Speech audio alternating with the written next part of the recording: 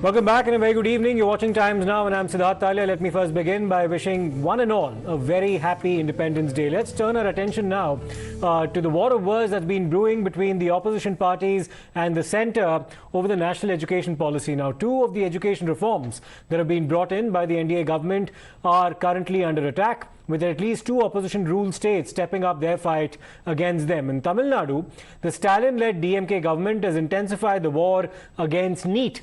On the other hand, the Congress government, led by Siddaramaiah in the state of Karnataka, has decided to scrap the national education policy from the next academic year onwards. Addressing a Karnataka Pradesh Congress Committee meeting at the party office yesterday, Chief Minister Siddaramaiah claimed that the NEP, which is the National Education Policy, pushes an RSS agenda, and the policy draft had been formulated at the RSS headquarters in Nagpur. Remember, the policy had been introduced in Karnataka by the erstwhile BJP government in 2021. This after the Central HRD Ministry had announced the policy in the year 2020. Now, promising to scrap this policy, the Chief Minister, Mr. Siddaramaiah, has announced that the state will come up with its own educational policy that is consistent with the ideals expressed in the Indian Constitution. Our RSS agenda ಇದೆಯಲ್ಲ, hidden agenda, ಅದನ್ನ ಎಲ್ಲ ಕಡೆ ಜಾರಿ ಮಾಡಲಿಕ್ಕೆ ಪ್ರಯತ್ನವನ್ನ ಮಾಡಿದ್ರು. ಈಗ ರೆಹಮಾನ್ ಖಾನ್ ಸಾಹೇಬರು ಹೇಳಿದ್ರಲ್ಲ, ನ್ಯೂ ಎಜುಕೇಶನ್ ಪಾಲಿಸಿ, ಅದು ಡ್ರಾಫ್ಟ್ ತಯಾರಾದದ್ದೇ RSS ಹೆಡ್ ಕ್ವಾರ್ಟರ್ಸ್ ನಾಗ್ಪುರ, ಅಲ್ಲಿ ತಯಾರಾದದ್ದು. ಆಮೇಲೆ ಎಲ್ಲ ಬೇರೆ ರಾಜ್ಯಗಳು ಎಲ್ಲೂ ಬಿಜೆಪಿ ಸರ್ಕಾರ ಇರ್ತಕ್ಕಂಥ ರಾಜ್ಯಗಳಲ್ಲೇ ಮಾಡಿಲ್ಲ, ಕರ್ನಾಟಕದಲ್ಲಿ ಮಾಡಕ್ ಶುರು ಮಾಡ್ಬಿಟ್ರು. ಆದ್ರೆ ಒಂದು ಮಾತನ್ನ ಹೇಳ್ತೀನಿ ರೆಹಮಾನ್ ಸಾಹೇಬ್ರೆ, ಈ ವರ್ಷ ಸ್ವಲ್ಪ ತಡ ಆಯ್ತು. ಮುಂದಿನ ವರ್ಷದಿಂದ ಹೊಸ ಶಿಕ್ಷಣ ನೀತಿಯನ್ನ ಬದಲಾವಣೆ ಮಾಡಿ ಸಂವಿಧಾನ ರೀತಿ ಎಜುಕೇಶನ್ ಕೊಡ್ಲಿಕ್ಕೆ ಪ್ರಯತ್ನವನ್ನ ಮಾಡ್ತೇವೆ. Why only Karnataka? Of course,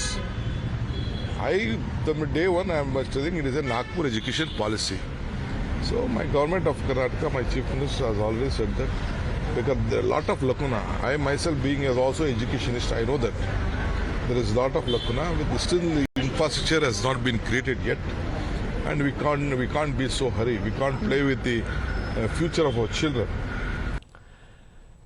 Now, rejecting the Congress government's charge in Karnataka, the Bharatiya Janata Party has accused the state of hurting the interest of the students for petty political gains and reasons. The Saffron Party defended the reform, saying that the national education policy is a product of intensive consultation, and wide-ranging consultations have been held in the process of its framing and its drafting.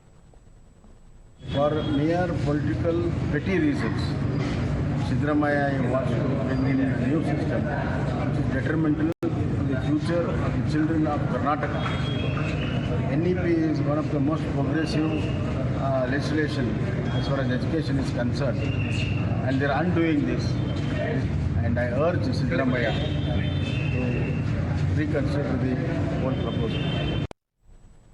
Now, in the neighbouring state of Tamil Nadu, Chief Minister MK Stalin intensified his own fight against the NEET, the NEET, days after a father and son died by suicide in Chennai. MK Stalin slammed the centre for not exempting Tamil Nadu from NEET. Stalin also said that the examination could be removed only if education is moved to the state list of the Constitution instead of the concurrent list, which it is a part of currently. மக்களுக்கு நேரடி தொடர்பு கொண்ட அனைத்தும் மாநில பட்டியலில் இணைக்கப்பட வேண்டும்.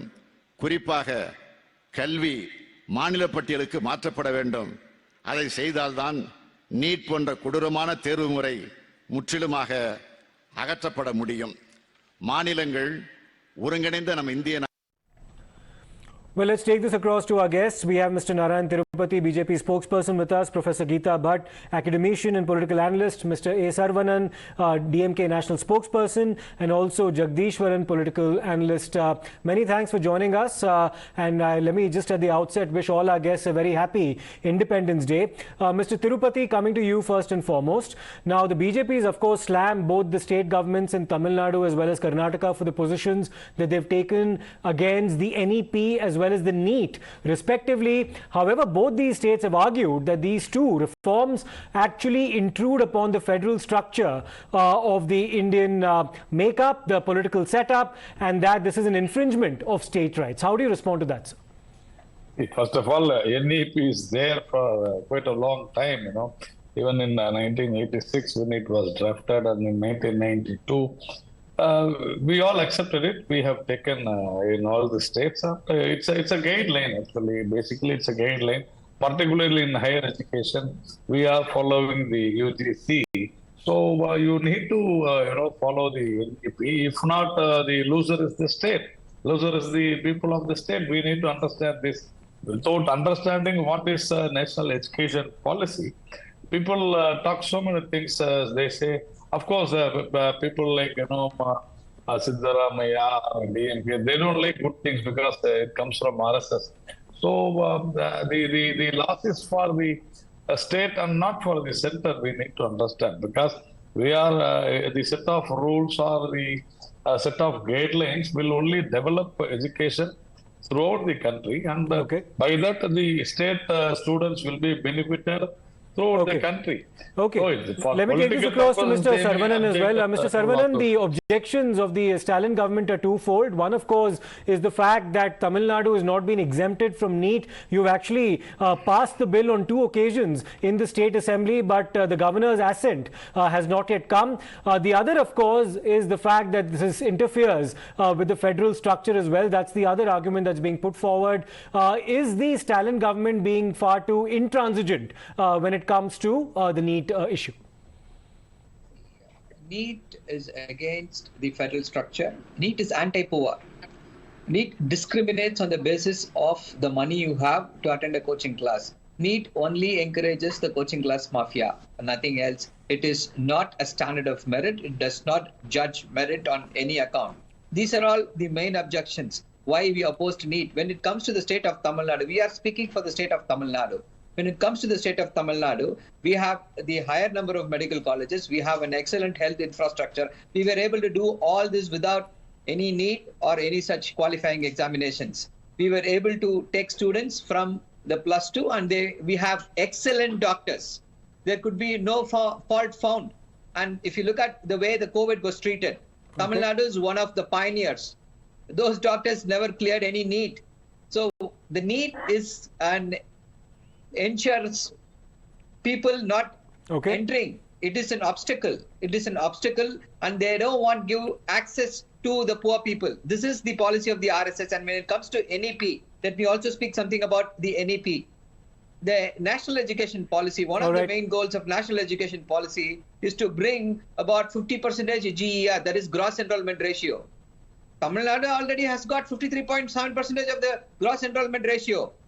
The All India average is 27. Yes, this is something that the DMK articulated in 2020 as well, when the NEP policy was actually made public. Yes. I'm sorry to cut you short, sir. Let me, in fact, take this across to Professor Geeta Bhatt as well. Do you believe there is merit in the argument that both siddaramaiah as well as Mr. M.K. Stalin are putting forward, ma'am?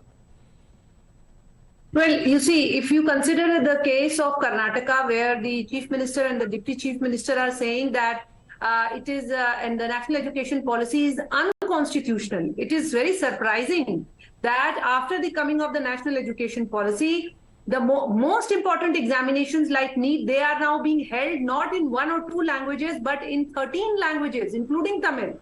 Just imagine how much access it is giving and an opportunity it is giving to the students who are being taught in their regional languages, in their mother tongues, who are getting their education in class 11th and 12th. It is such a level playing field which is being given specially to the students who come from from a background where they are not going to English education schools. Okay.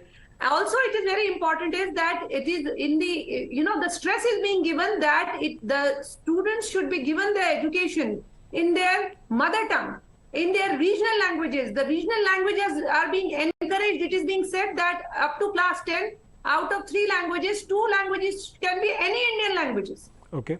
So, I mean, this is a policy which is so much rooted in the ethos of this country. Right. That so, Mr. Jagadeeswaran, just a final question to you. Do you believe that these arguments hold merit? Do you believe that both the NEET and the NEP are inherently discriminatory?